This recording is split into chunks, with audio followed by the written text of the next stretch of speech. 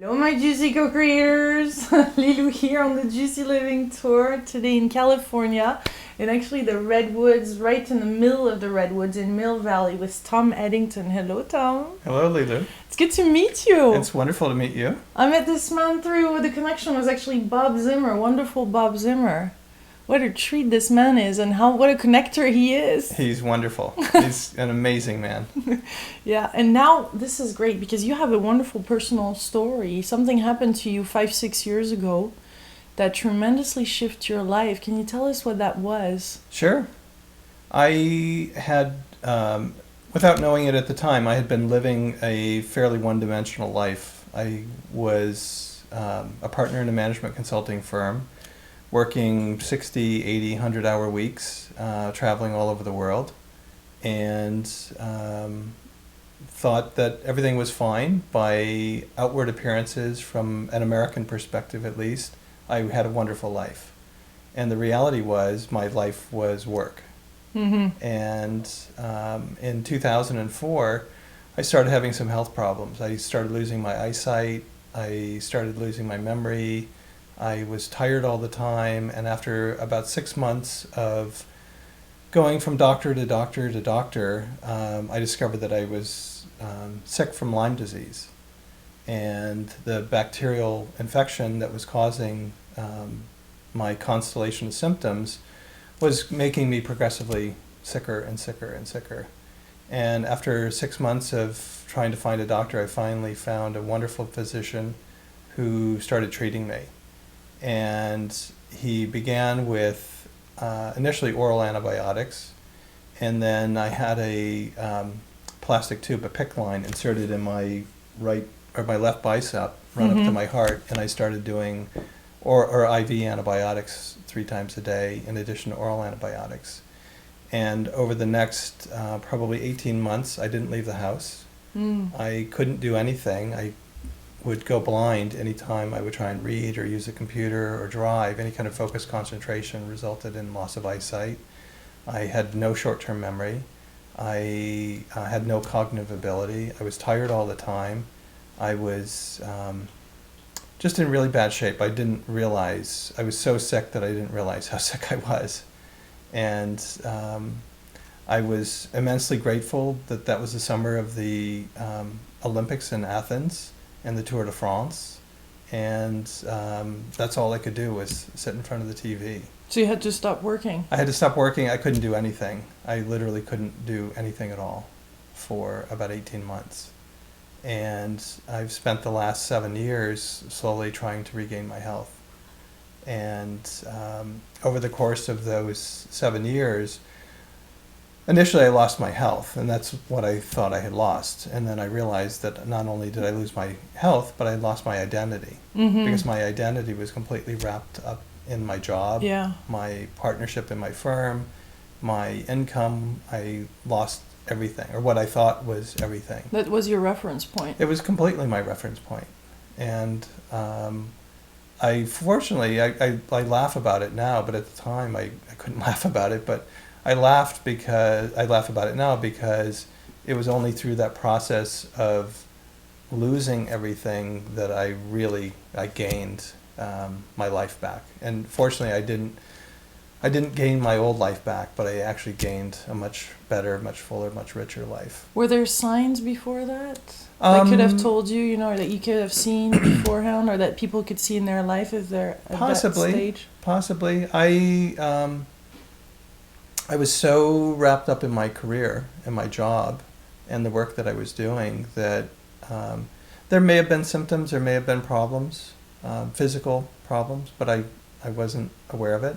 And any that I had, I attributed to just working long hours and living on airplanes and traveling around the world.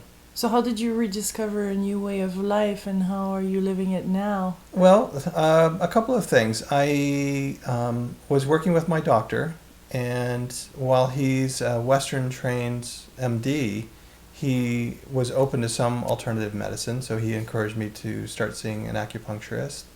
And then at some point he introduced me to an energy medicine doctor. and then I started using a variety of herbs, and just slowly I started down this path of realizing that the Western medicine could only help me so much, and that the physical component of my health was only a piece of it. And so over the last 7 years, I realized that, yes, there was a physical piece to my illness, but I also recognized there was a psychological and emotional piece to my illness, and that there was a spiritual piece to my illness, and there was an energetic piece to my illness, and there was a community piece to my illness. And so I started working to find practitioners and people in each of those 5 areas to help me in my healing journey. And so initially it was Western medicine, and I think about it in terms of a compass point. Without realizing it, I was heading due south. My life was on a path that was not going to, well, it was going to end badly. And with the introduction of some Eastern medicine, I started moving from due south to probably southeast. And then when I started my spiritual journey as part of my healing process, I met a wonderful Tibetan Lama. And working with Rinpoche, he helped me both on an energetic perspective, but also on a spiritual path, which had me heading east at that point in my life. And as I've continued to do more work with energy medicine, and I've been taking a class the last year and a half in Berkeley on energy and energy medicine, and how to manage my personal energy, and working with a variety of practitioners to help in each of those 5 areas to help me with my healing. Because what I've realized is, while there was a physical manifestation of the healing that came from the bacterial infection, there were other traumas that I had experienced in my life, other things that I had encountered, that it was almost as if the bacterial infection was the tipping point. And yes, I had to address that, but I also had to go deeper. So it started way earlier, you're saying, on another level before manifested in the physical level. Absolutely. Did you find out what, when, how? I what was don't the know. journey? What was your healing journey like? I mean, did you find different layers? Oh, absolutely. It's been absolutely wonderful. I went to I went to a retreat in 2008, and in advance of the retreat, I was going because of this. My Rinpoche, my teacher, was going to be teaching for the week, and so I signed up. I didn't know anyone who was going to be there other than the Rinpoche and his translator. And maybe 2 weeks before I went to the retreat, I had a meeting with Jack Kornfeld at Spirit Rock, and I was introducing an executive director of a nonprofit because she was interested in work in Burma, and Jack had spent time in Burma. So I introduced her to Jack, and at the end of our time together, Jack went to the bookstore at Spirit Rock and got 3 books of his that he had written. He autographed them, gave them to us, and the book that he gave me was called Wise Heart. And as I was flying to Arizona to go on my retreat, I was reading his book. And when I arrived in Arizona, I did some shamanic journeying, and through the shamanic journeying, I experienced a profound I don't know how to describe it other than it was just an amazing experience where I became the Tin Man in The Wizard of Oz, and I was given my heart. Oh, cool. And at the end of the you were the Tin Man. Yeah, and at the end of the journey, I literally, my chest was aching as if someone had just ripped my rib cage open and gave me my heart back. And over the course of the week, the Rinpoche was teaching the Heart Sutra, and I just had a number of experiences by the end of the week. It was an amazing transformation. And what I've subsequently realized was that while I started a physical journey to heal myself, I had a series of what I would call magical experiences that created an awakening. And through that awakening process, I experienced a major shift and transformation in my life. Was there an intention that created that, or something that you said that allowed this journey to really unfold that rapidly and magically for you? Was there a moment where you really prayed, or you like said, "Please give me another answer here"? There really wasn't. No? It really wasn't. It was almost as if the universe was treating me as if I were a hibernating bear, and I had been hibernating my whole life, and had my well, as I said, just had been living this one-dimensional life, and I was awakened from this slumber by the universe that kept throwing these magical encounters, these magical experiences, and these amazing synchronicity of people dropping into my life and experiences that I was having. And I laugh now because at the time I wasn't connecting the dots. But upon reflection, I realized that I was just so asleep that I had to be bombarded with multiple experiences to really awaken. And once I did, then it created this amazing transformation in my life. So once I got to a point where I was physically able to start doing things again, I was at a point where I was able to work maybe 10 hours a week. And I made a decision at that time that I was only going to undertake activities that were with organizations and people that were trying to make the world a better place. And I wanted to be with people that I admired and respected and liked. I wanted to be in situations where I could both teach and learn. And those three filters have been the filters on how I make decisions on what I choose to do in my life.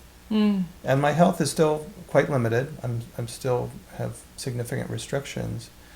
And so I'm trying to be very practical about how I use the time that I do have. And coming out of the experience that I had, I frankly wasn't sure that I was going to live. And having had that opportunity to reflect on my life and be given the opportunity to still be alive. Have a second chance. Have a second chance to be able to do things.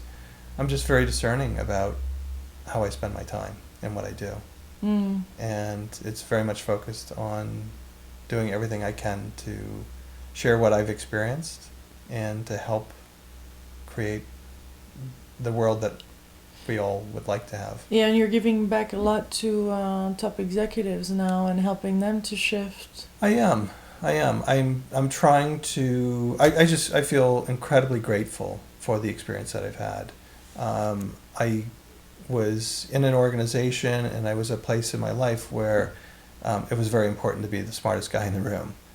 And what I've realized is I've been given this gift of wisdom, and I'm trying to impart that on others. And so I've made a choice to spend time with executives and senior leaders to help them without having to go through the physical experiences that I've gone through. Yeah. Help them learn and to be better leaders, more effective leaders, leading better organizations, and essentially try to be really wise stewards of their organization and realizing the impact they have on the people in their organization, the families, the society, the communities they work in.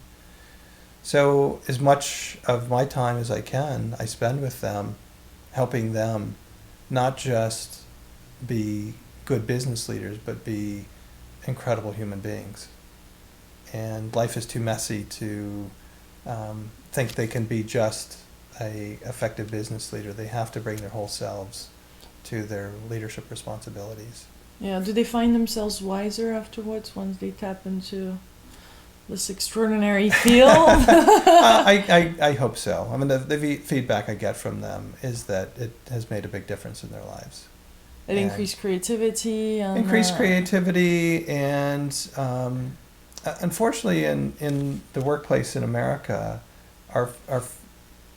it's so focused on the legal system that by the time people arrive at work, they've left so much of themselves behind. They've left their soul behind. They've left their personality. They've left their emotions. They've left so much of who they are as human beings. And so the work I do with the leaders that I have an opportunity to work with is to help them recognize that they need to be a whole person. They need to bring their whole self to work, and they need to create an environment where their employees, their staff, can bring their whole self to work as well. Well, where do you start when you're in such a wheel? It feels like you're in a wheel, huh? Like a hamster. Yeah, kind absolutely. of turning around. And Absolutely. where do you start from? I guess that the people that are already contacting you are already open and they're ready to make sure that's certainly a open big. to it. Yeah. They're certainly open to it. And then what? How do you go about them suggesting them something bigger? Like if right now there are some people that are in a corporate world and really feel stuck, what would you tell them? A couple of things. With the leaders that I work with, typically when I work with them, I will go on a walk with them and get them out of their In the office, redwoods, get huh? them out of their workspace, and get them out of nature, and get them out away from their normal life. Cell phone and the computer. Their cell phone, their computer, and get rid of all the electronics and get them out in nature.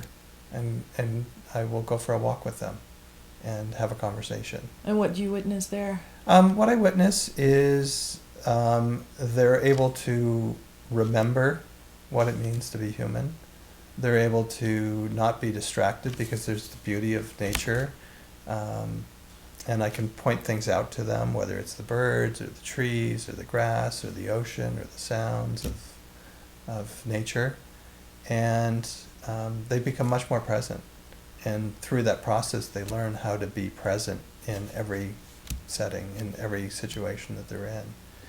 And we'll spend time just talking about their life, about their family, about who they are, about how they got to where they have gotten to in their organization, about what their dreams are, their aspirations. And the conversations are far-reaching. And yes, part of it's business, part of it's about their leadership, but mostly it's about what it means to be human. Isn't it a journey to live with an open heart? Oh, it's absolutely. And that's a big part of what I share with them is how to be vulnerable and to be okay with vulnerability and the gifts that you get in life when you allow yourself to be vulnerable, because others will then be vulnerable. And it's very important. It's essential. It truly is part of what it means to be human. And unfortunately, in our society, we don't allow people to do that. Especially for men? Especially for men. And men in business and in leadership positions. So what's this new business sense that you have now, being a man? Is it possible to combine business with an open heart? I believe so. Yeah. I believe so. And the work that I'm doing and the leaders that I'm working with, that's what I'm trying to help them understand, is that by being vulnerable, by having an open heart, they actually can have a better relationship with their staff, and people will be able to bring their best selves to work. Isn't that wonderful? What a wonderful journey you had, and what an opportunity for others, and what a new realm you're opening to the whole business, executive, corporate world here. It's very surprising to me. I never would have guessed that my life would have taken the journey that it did. Much bigger, huh? Much bigger. That's And amazing. having worked for large corporations, having spent most of my adult life working in an organization, I had a perception of what it meant to be a leader. Mm-hmm. I had a perception of what it meant to be a human being. And through the last 7 years and the journey I've had, it's been the most amazing gift. And the irony is that so many of my friends and people, family members, think, how horrible that I lost my job, that I lost my income, that I lost so much. And the reality is I've gotten so much more than what I've lost. This is beautiful. What a great testimonial, especially in these times. It is, and it's interesting because we all have our suffering. We all have our journeys, and it's an opportunity to learn. And rather than seeing it as pain, seeing it as suffering, seeing it as something horrible, I've experienced that reframing is one of the most powerful forces in the universe. And if we can just reframe how we see suffering, if we can reframe how we see A job situations, loss. a job loss, that simple act of reframing, it's absolutely remarkable. So what could it be like for people that lost their job, a reframing?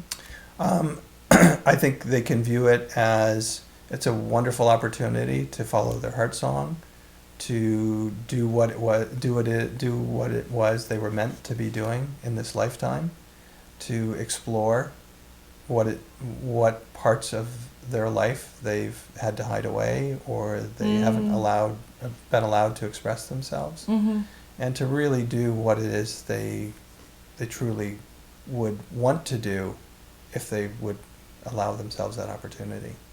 I love that, the hiding part, because that's really it. We've been hiding our greatness and our light and our love. We have, and without even realizing it. Yeah. And I think it just happens so slowly over a period of years that at some point we don't realize how much we've given up, how much we've hidden, how much we've lost. And certainly in my case, it took a significant event to wake me up, to help me realize. So how would you define your soul song? Now, what I've realized is two things. One is that I had spent most of my life thinking I was a human doing and not realizing I was a human being.